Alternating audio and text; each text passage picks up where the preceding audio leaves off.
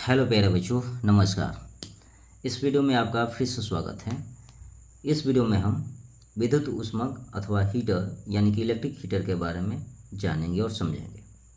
चलिए समझते हैं कि विद्युत हीटर क्या होता है।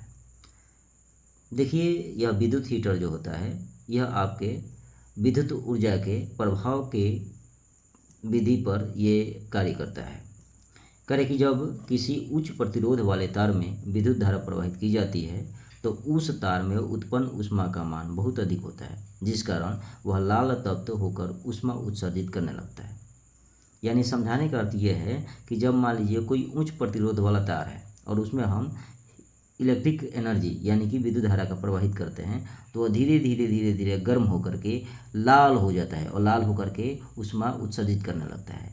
और वही ऊष्मा का प्रयोग हम लोग अपने हीटर के रूप में यानी कि खाना बनाने के रूप में या गर्म रूम को गर्म करने के लिए प्रयोग करते हैं ठंडे के दिनों में। ठीक है, चलिए इसकी हम संरचना एवं कार्यविधि समझते हैं। यह बहुत ही आसान है, संरचना एवं कार्यविधि। ठीक है, संरचना मतलब होता है कि वो किस चीज़ से बना हुआ है, कैसे बना हुआ है, और कार्यविधि मतलब किस प्रकार से वो कार्य करता है। करें कि विद्युत ऊष्मक अथवा हीटर में चीनी मिट्टी की बनी एक प्लेट होती है। ठीक है, आप इस प्रकार के हीटर जरूर कहीं ना कहीं देखे होंगे या आपके घर पर भी होगा या आप इसको बाज़ार में आसानी से देख सकते हैं। बाज़ार में जाएंगे और बोलेंगे कि हमको एक थोड़ा हीटर दिखाइए, विद्युत हीटर, तो आपको दिखाएगा, है ना। तो क्या होता है कि ये जो होता है एक चीनी मिट्टी का बर्तन या प्लेट होता है ना। उस प्लेट में जिसमें खाँचे बने होते हैं, खाँचे मतलब उसमें डिजाइन टाइप का खाँचा बना होता है। ठीक है, इन खाँचों में मिश्र धातु नाइक्रोम का सर्पिलाकार तापक तार लगा होता है, जिसके दोनों सिरे प्लेट पर लगे दो पेंचों ए व बी से संपर्कित यानी कनेक्ट होते हैं। ऐसे समझिए, मैं आपको समझा रहा हूँ कि देखिए ये जो होता है पार्ट्स, ये चीनी मिट्टी का प्लेट होता है और इसी चीनी मिट्टी में इस प्रकार से खाँचे बनाए जाते हैं, खाने टेढ़ा खाँचे बनाए जाते हैं। और उसी खाँचे में जो होता है नाइक्रोम का तार सर्पिलाकार मतलब होता है, मतलब घुमावदार जो होता है उसमें तार लगाया होता है।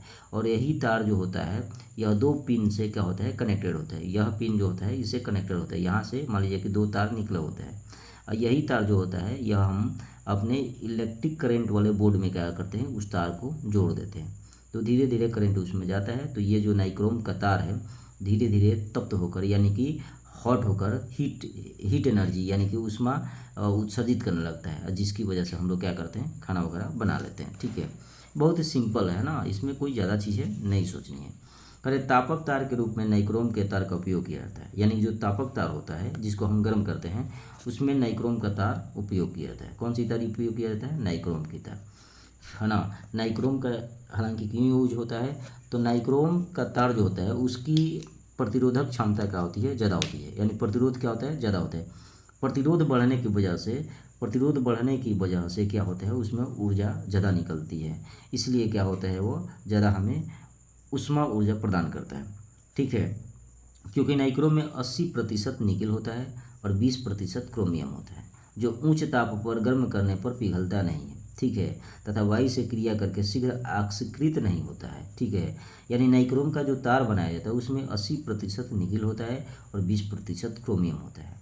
जब इसमें हम करंट फ्लो करते हैं यानी कि विद्युत धारा हम लोग इसमें विद्युत धारा का प्रवाह करते हैं तो ये क्या होता है, उच्च ताप से गर्म हो जाता है ना, उच्च ताप होकर के गर्म होने लगता है। और अब ये गर्म होने लगता है यानी कि इसका अगर गर्म होगा तो उसकी तापमान बढ़ेगी, तो तापमान बढ़ने के बाद भी वो पिघलता नहीं है। ठीक है, और पिघलता नहीं है। और दूसरी बात यह है कि इसकी एक और खासियत है कि ये ऑक्सीजन से अभिक्रिया करके ऑक्सीकृत नहीं होता है। ठीक है, जब तापक तार में विद्युत धारा प्रवाहित की जाती है तो यह लाल तत्व यानी कि 800 डिग्री सेल्सियस से 1000 डिग्री सेल्सियस होकर ऊष्मा उत्सर्जित करने लगता है। समझ में आया। यानी कि यह जो होता है इस नाइक्रोम के तार में जब विद्युत धारा का प्रवाहित की जाती है तो यह तप्त होकर गर्म होकर उसकी तापमान 800 डिग्री सेल्सियस से 1000 डिग्री सेल्सियस तक हो जाता है और वह लाल तप्त होकर जलने लगता है। ठीक है, यहाँ पर कुछ पॉइंट दी गई है, नोट करें। विद्युत ऊष्मक में चीनी मिट्टी की बनी प्लेट का प्रयोग किया जाता है। चीनी मिट्टी का बनी प्लेट होता है, यानी कि चीनी मिट्टी आप समझते ही होंगे, मानो उससे बर्तन वगैरह सब बनता है। क्योंकि चीनी मिट्टी ऊष्मा प्रतिरोध तथा विद्युत की अचालक होती है। यानी कि जो चीनी मिट्टी का जो प्लेट होता है उसमें विद्युत ऊर्जा हो या ऊष्मा हो, वो दोनों का क्या होता है, वो सुचालक नहीं बल्कि कुचालक होता है। उसमें ना विद्युत धारा का प्रवाहित होगी ना ही ऊष्मा का प्रवाहित होगा। प्लेट को तापक तार सहित धातु के केस में रखा जाता है ताकि ऊष्मक को एक स्थान से दूसरे स्थान तक ले जाने में प्लेट सुरक्षित रहे तथा ऊष्मक पर बर्तन रखने पर वह तापक तार को संपर्क न करे। ठीक है, यानी कह रहे कि देखिए प्लेट को तापक तार सहित धातु के केस में रखा जाता है। ठीक है, यानी कि उसको उठाने के लिए ले जाने के लिए दो हैंडल रहता है ना, वो जो धातु का होता है। ठीक है, और वही उससे हम क्या करते हैं, एक स्थान से दूसरे स्थान पर उसको ले जा सकते हैं ना। ठीक है, करे तापक तार को सीधा न रखकर सर्पिलाकार कुंडली के रूप में इसलिए रखते हैं ताकि तार की अधिक लंबाई कम स्थान में ही आ जाए व अधिक ऊष्मा प्राप्त हो सके। ठीक है ना। हम लोग अभी पीछे पढ़े थे कि जो ऊष्मा होता है, ऊष्मा का फॉर्मूला हम लोग जानते हैं कि कोई भी मान लीजिए ऊष्मा निकाल होगा तो उसे हम लोग हीट बोलते हैं। यह I² RT के बराबर होता है, ये हम लोग पढ़े थे। ठीक है कि नहीं, यानी कि जितना विद्युत प्रतिरोध होगा, जितना अधिक विद्युत प्रतिरोध होगा उतना ही ऊष्मा निकलेगी। समझ में आया कि नहीं, ये हम लोग पढ़े थे। तो इसलिए जो होता है कि उसको इस प्रकार से सर्पिलाकार बनाया जाता है ताकि उसकी लंबाई क्या हो जाए, ज़्यादा हो जाए और ऊष्मा जो होती है ज़्यादा निकले। ठीक है,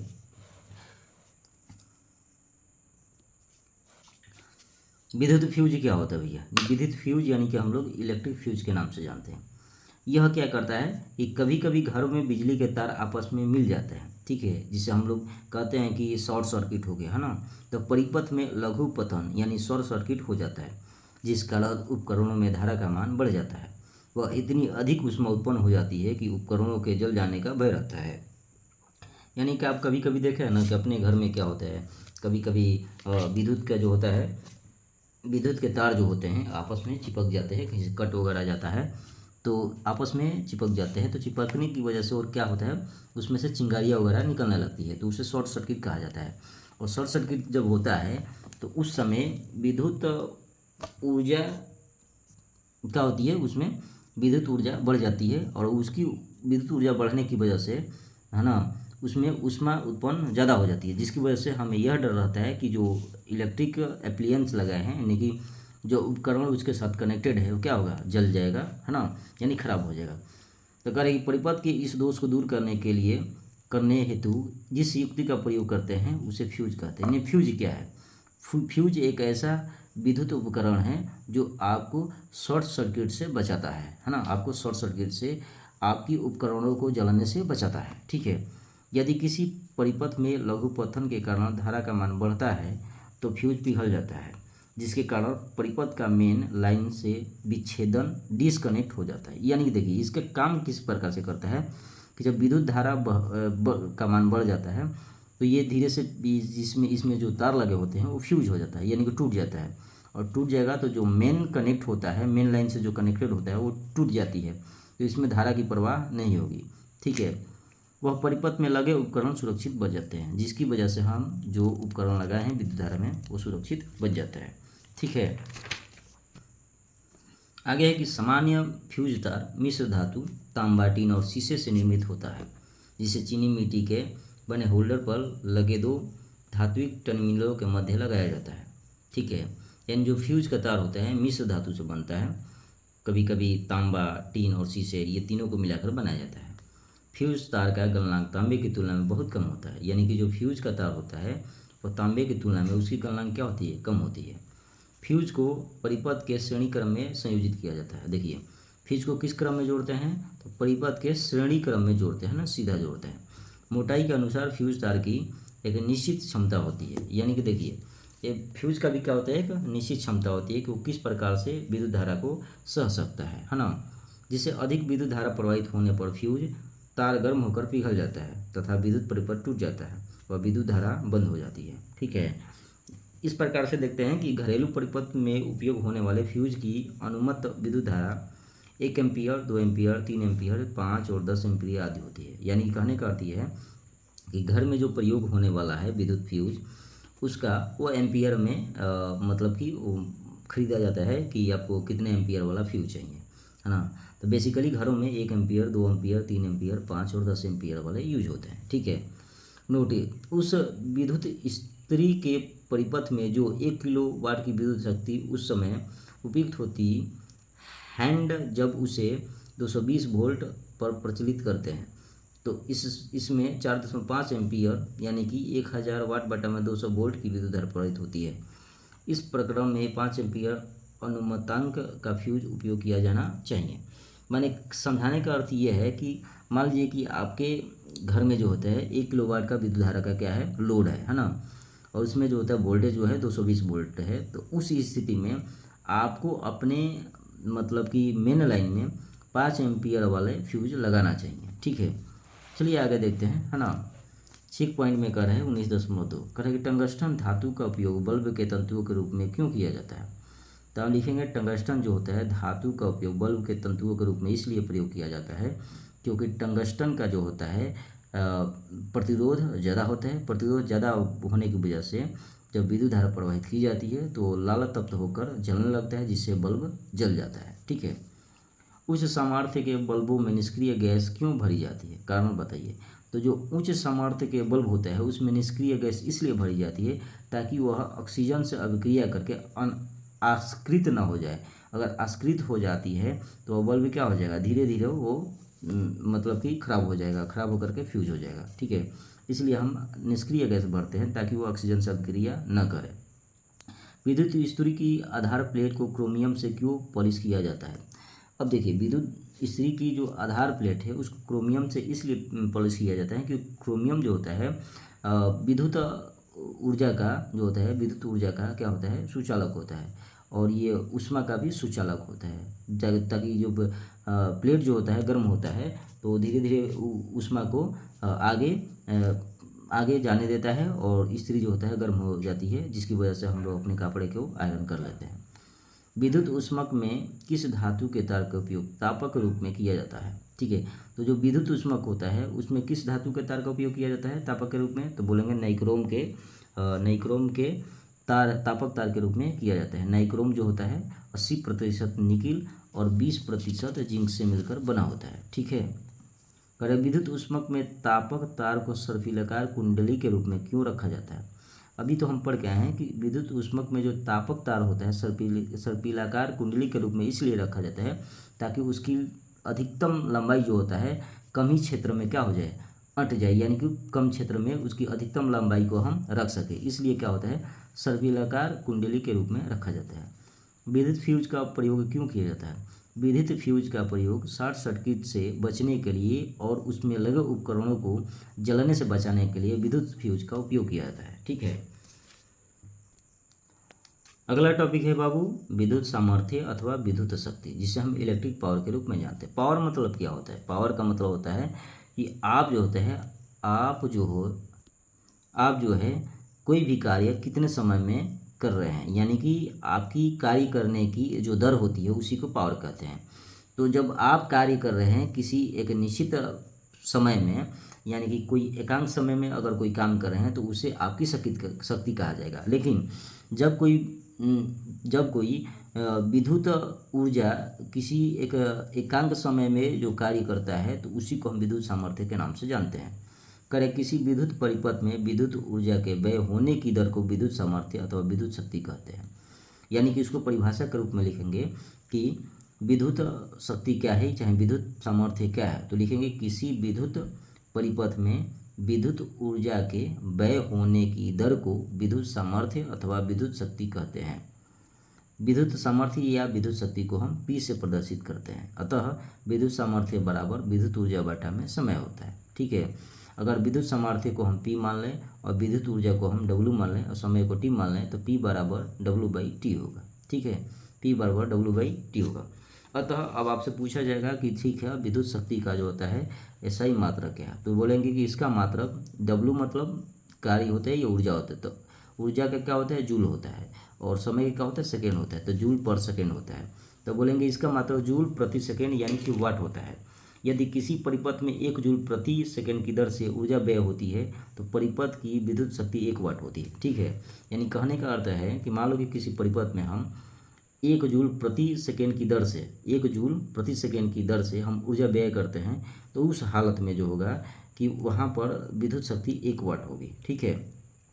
कह रहे कि विभवांतर व धारा के पदों में विद्युत सामर्थ्य यदि किसी परिपथ में V वोल्ट के विभवांतर पर I एम्पियर की धारा t सेकेंड के लिए प्रवाहित किया जाता है तो व्यय ऊर्जा क्या होगी? W बराबर VI2 जूल। ये तो हम पढ़ के आए हैं कि W बराबर क्या होता है? VIT होता है, ये जूल हो गया। ठीक है। अब यहाँ W के स्थान पर हम लिख देंगे VIT, यानी यहाँ पर क्या लिख देंगे?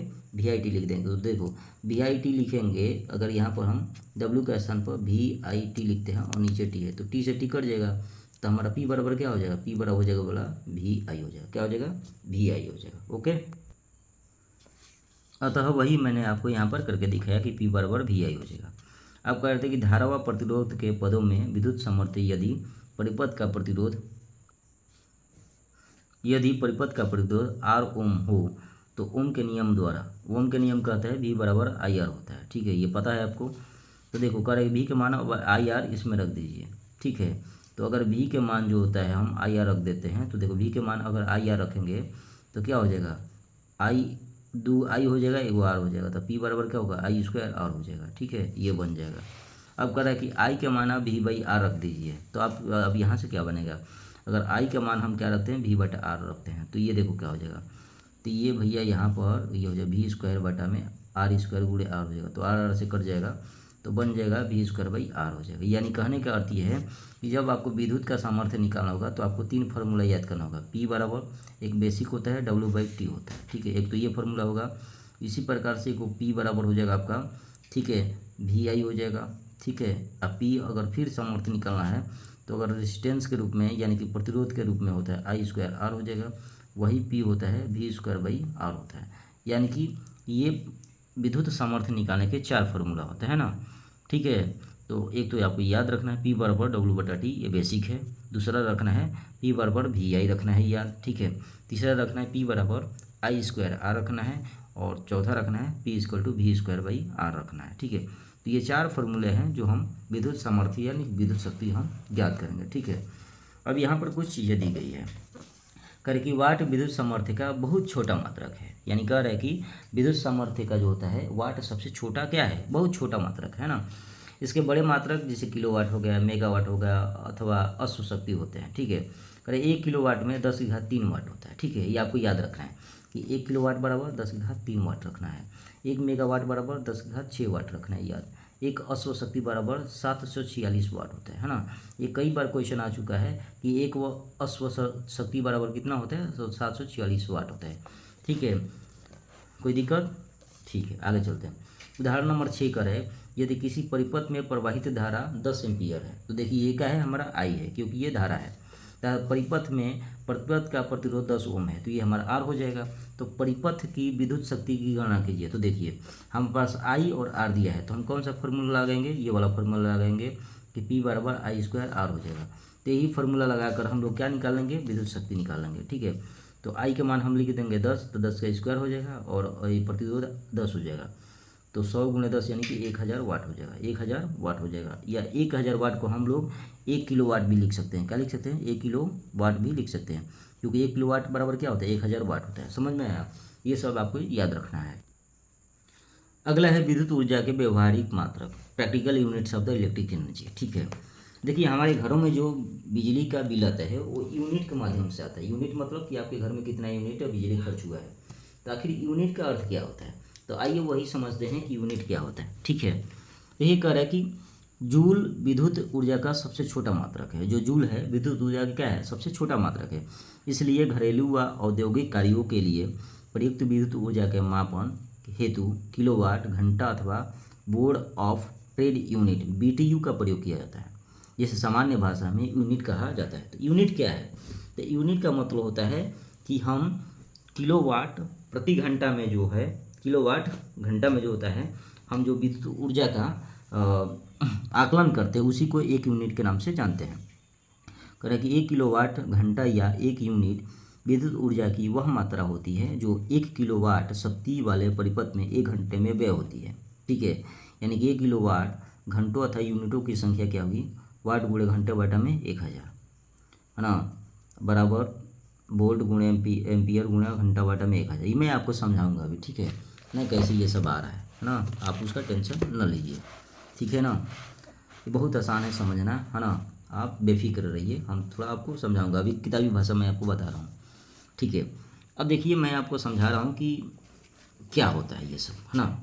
देखिए 1 किलो वाट घंटा मतलब क्या होता है, 1 किलो वाट आवर, या 1 किलो वाट आवर जो होता है इसी को बोलते हैं 1 यूनिट, क्या बोलते हैं, 1 इकाई चाहे 1 यूनिट कहा जाता है। और यह 1 यूनिट जो होता है यह विद्युत ऊर्जा व्यय जो होता है उसको मापने के एक है इकाई है, जो कि हमारे घरों में इस प्रकार के बिजली का बिल आता है। तो देखिए ये एक हुआ है, किलोवाट में कितना होता है, 10 की घात 3 होता है। आपको मैं बताया था कि 1 किलोवाट जो होता है, 1 किलोवाट होता है 10 की घात 3 वाट होता है, ये होता है कि नहीं। तो 1 किलोवाट में कितना होगा, 10 की घात 3 वाट हो जाएगा। और 1 घंटा में कितना सेकेंड होता है भैया, 3600 सेकेंड होता है, कितना होता है, 3600 सेकेंड होता है कि नहीं। तो यहाँ से हम ये गुणा करेंगे, यानी कैलकुलेशन करेंगे, तो ये हो जाएगा 36, ये 00 है 3, ये 0 5, 1 2 3 4 5, ये कुल मिलाकर हो जाएगा 3.6 इंटू 10⁻6 1 2 3 4 5 6, यानी कि इतना जूल, यानी कि 1 यूनिट में जो ऊर्जा व्यय होगी वो 3.6 इंटू 10⁻6 जूल होगी, यानी कि इसी को हम बोलते हैं 1 यूनिट। अगर इतना ऊर्जा व्यय खर्चा हो रहा है तो उसे 1 यूनिट के नाम से जानते हैं। यानी सीधा सीधा बोले कि 1 किलो वाट जो आवर होता है वही 1 यूनिट के बराबर होता है, और वही 1 किलो वाट आवर जो होता है वही तुम्हारा 3.6 इंटू 10⁻6 जूल के बराबर होता है। यानी कुल मामला बोले तो 1 यूनिट इतने ऊर्जा की खपत के बराबर होगी, वही 1 किलो वाट जो ऊर्जा जो हमारा ऊर्जा व्यय होगी वही इतना की बराबर होगी। समझ में आया। यानी कि अगर मान लीजिए कि आपके घर में जो होता है दो यूनिट, मान लीजिए कि 2 यूनिट ऊर्जा खपत हुई है, तो हम बोलेंगे अगर मान लीजिए जूल में बताना होगा तो कितना होगा, तो कुछ नहीं करना है, 1 यूनिट में इतना होता है तो 2 यूनिट में कितना होगा, तो 2 से गुणा कर देंगे, तो 2 गुणे 3.6 इंटू 10⁻6 जूल होगा, यानी 7.2 इंटू 10⁻6 जूल होगा। समझ में आया। तो यानी कि कुल मिला क्या होता है, आपको 1 यूनिट का ही वैल्यू याद रखना है, इसको हम 1 किलो वाट आवर भी बोलते हैं, 1 यूनिट भी बोलते हैं, तो उसकी वैल्यू इतने के बराबर होता है।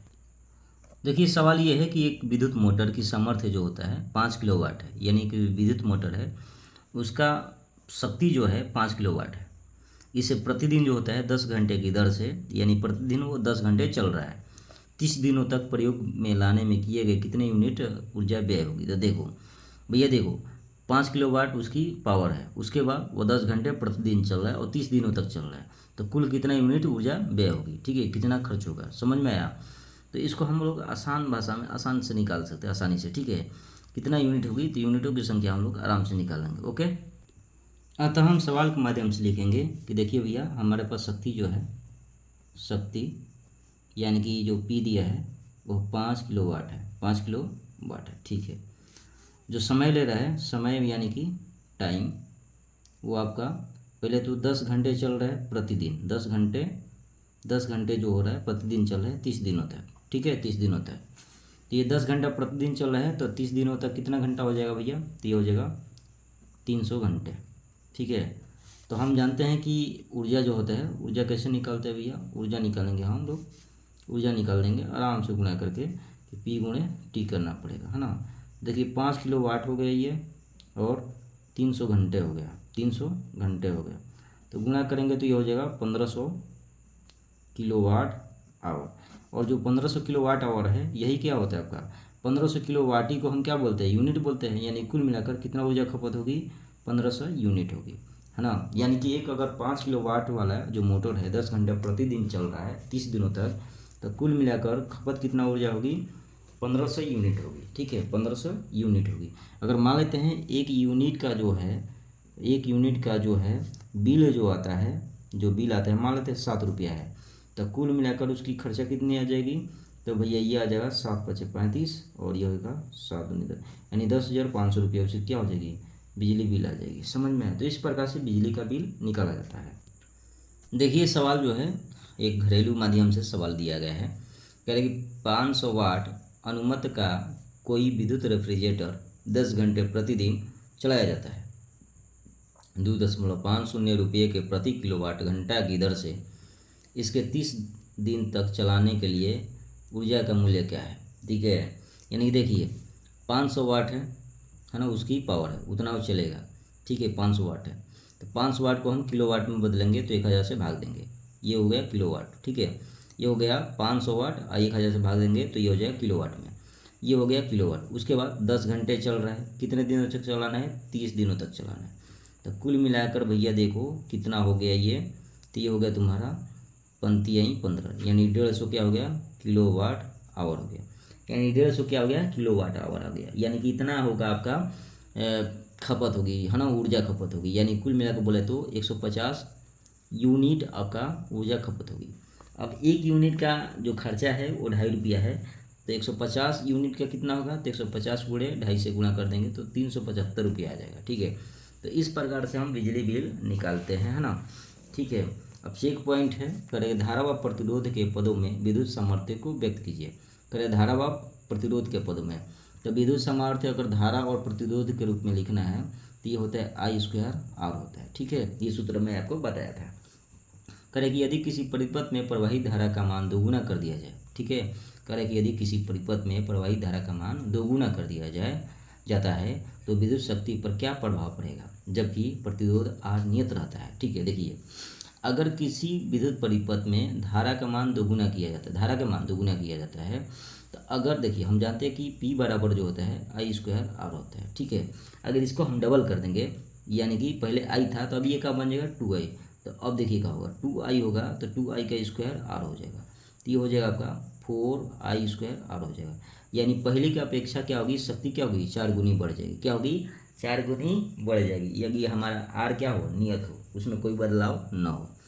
करें विद्युत उत्पादन केंद्रों में उत्पादित ऊर्जा को किस में व्यक्त किया जाता है, तो मैंने आपको लिखवाया हूँ कि विद्युत उत्पादन केंद्रों में उत्पादित ऊर्जा को हम लोग यूनिट या किलोवाट आवर के रूप में व्यक्त करते हैं। ठीक है, एक यूनिट बराबर 3.6 गुणे 10⁻6 जूल के बराबर होता है। ठीक है, एक यूनिट बोलिए चाहे 1 किलोवाट आवर बोलिए। ठीक है, करेंगे कि हीटर है 2000 वाट लिखा है। ठीक है, 2000 वाट लिखा है यानी कि 2 किलोवाट के बराबर है। ठीक है, तथा वह 220 वोल्ट पर कार्य करता है। हीटर के तार का प्रतिरोध ज्ञात कीजिए। देखिए अभी हीटर है भैया 2000 वाट लिखा है, यानी कि वाट क्या है, ये P है, तो P का मान कितना दिया है 2000 वाट दिया है। ठीक है, उसके बाद इसमें वोल्ट कितना दिया है, वोल्ट दिया आपका 220 वोल्ट दिया है।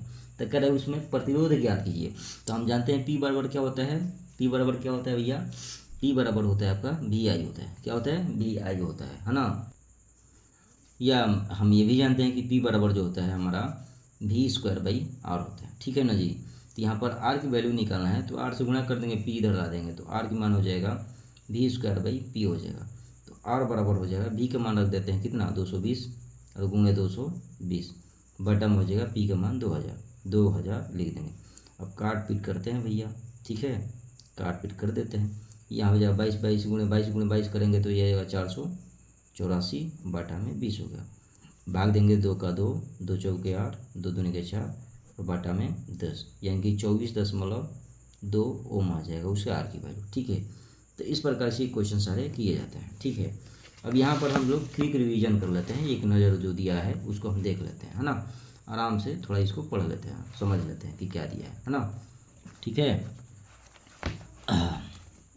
ये करें कि विद्युत ऊर्जा क्या है, तो करें विद्युत ऊर्जा किसी चालक में आवेश प्रवाहित होने से जो ऊर्जा व्यय होती है उसे विद्युत ऊर्जा कहते हैं। ठीक है, यानी कि विद्युत ऊर्जा बराबर W बराबर V गुणे Q होता है ना। अब ये सूत्र मैं आपको बताया था कि W बराबर VIT होता है, W बराबर I² RT होता है, W बराबर V² T/R होता है। तो ये सूत्र मैं आपको बताया था कि विद्युत ऊर्जा निकालने के कई सूत्र होते हैं। ठीक है, करें विद्युत ऊर्जा का मात्रा क्या होता है, जूल होता है। विद्युत ऊर्जा का मात्रा क्या होगा, जूल होगा। कार्य का भी मात्रा क्या होता है, जूल होता है। ठीक है, ऊर्जा का भी मात्रा क्या होता है, जूल होता है। समझ में आया। चलिए आगे चलते हैं। अगर विद्युत धारा का तापीय प्रभाव क्या होता है, तो विद्युत धारा का तापीय प्रभाव विद्युत धारा के प्रवाह के कारण किसी चालक के ताप में वृद्धि की घटना को विद्युत धारा का तापीय प्रभाव कहते हैं।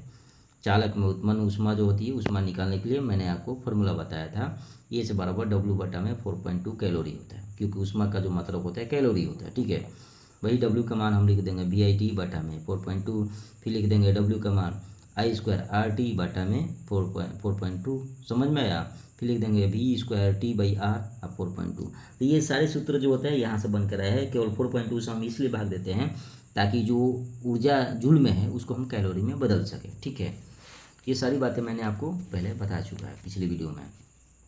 अब कह रहे हैं विद्युत धारा के तापीय प्रभाव के व्यवहारिक अनुप्रयोग। विद्युत धारा के तापीय प्रभाव के व्यवहारिक अनुप्रयोग के आधार पर निम्न उपकरण प्रयुक्त किए जाते हैं। यानी जो विद्युत धारा का जो तापीय प्रभाव होता है उसका व्यवहार रूप से हम अपने दैनिक जीवन में क्या उपकरण यूज करते हैं। तो देखिए विद्युत बल्ब जो होता है इसी सिद्धांत पर काम करता है ना, कि करंट जाता है, विद्युत के फिलामेंट गर्म होता है और धीरे धीरे क्या होता है तप्त होकर जलने लगता है तो प्रकाश देने लगता है। विद्युत स्थिति इसी पर काम करता है। प्रेस हो गया, हीटर हो गया, विद्युत फ्यूज हो गया, ये सारी चीज़ें जो होती है विद्युत धारा के तापीय प्रभाव के व्यवहारिक अनुप्रयोग के आधार पर कार्य करता है। यानी विद्युत धारा के तापीय प्रभाव के सिद्धांत पर कार्य करता है। करे विद्युत सामर्थ्य अथवा विद्युत शक्ति किसी विद्युत परिपथ में विद्युत ऊर्जा के व्यय होने की दर को विद्युत सामर्थ्य अथवा विद्युत शक्ति कहते हैं। अभी पढ़ के आए है ना, विद्युत सामर्थ्य बराबर P बराबर W/T होता है, या चाहे P बराबर VI होता है, चाहे P बराबर I²R होता है, चाहे P बराबर V²/R होता है। ये सब वाट में होगा, क्योंकि P का जो होता है विद्युत सामर्थ्य का जो मात्रक होता है वाट में ली जाती है। ठीक है, वाट विद्युत सामर्थ्य का बहुत छोटा मात्रक है। इसके बड़े मात्रक किलोवाट होता है, जो कि किलोवाट बराबर 10⁻³ वाट होता है। ठीक है, मेगावाट 10�6 वाट होता है। ये एक अश्व शक्ति बराबर 746 वाट के बराबर होता है। ये आपको याद करना है ना, याद रखना है। ओके, विद्युत ऊर्जा के व्यवहारिक मात्रक है ना, विद्युत ऊर्जा का व्यवहारिक मात्रक क्या होता है 1 किलोवाट आवर होता है, या 3.6 × 10⁶ जूल के बराबर होता है। ठीक है, इसी को हम लोग एक यूनिट के नाम से जानते हैं। एक यूनिट के नाम से जानते हैं, किस यूनिट के नाम से जानते हैं, इसी को हम लोग 3.6 × 10⁶ जूल जो होता है उसी को हम लोग एक यूनिट के नाम से जानते हैं, या चाहे 1 किलोवाट आवर के नाम से जानते हैं। ठीक है, विद्युत ऊर्जा के व्यवहारिक मात्रक वही शब्द आधार है। मैंने आपको समझाया था कि कैसे है ना। आई होप आपको ये चैप्टर समझ में आ गया होगा, है ना।